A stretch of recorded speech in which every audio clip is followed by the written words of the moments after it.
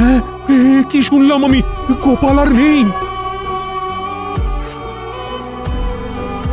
ব্যবস্থা যখন সব হয়েই গেছে, তখন আর দেরি করাটা ঠিক হবে না। হ্যাঁ হ্যাঁ, এসো সবাই, কাঁধে কাঁধ মেলাই।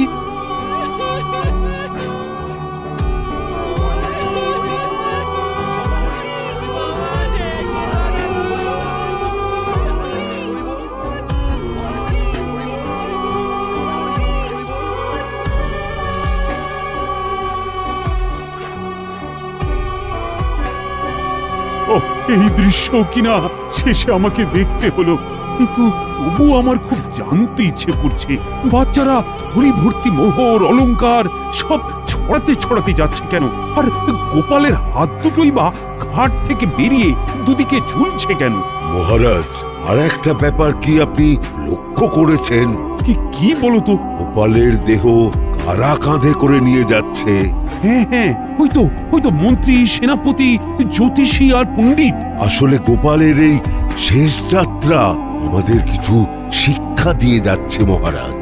এই যে দেখুন, যারা গোপালকে সহ্য করতে পারত না, এখন তাদেরই কাঁধে গোপাল যাচ্ছে। তার মানে শেষ পর্যন্ত কেউই কারোর শত্রু থাকে না, সবাই মান অভিমান ভুলে কাঁধে কাঁধ মিলিয়ে পার করে দেয়। তাই তো, এই দৃশ্য তো সেই কথাই বলছে। আর ওই যে মোহর আর অলংকার ছড়িয়ে যাচ্ছে, সেটাও বুঝিয়ে দেয় যে এই অর্থ, সমৃদ্ধি সবই ফেলে একসময় চলে যেতে হবে।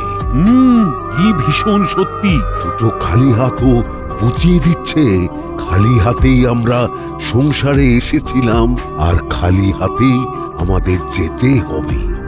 এই চরম সত্যিটা আমি আগে বুঝিনি।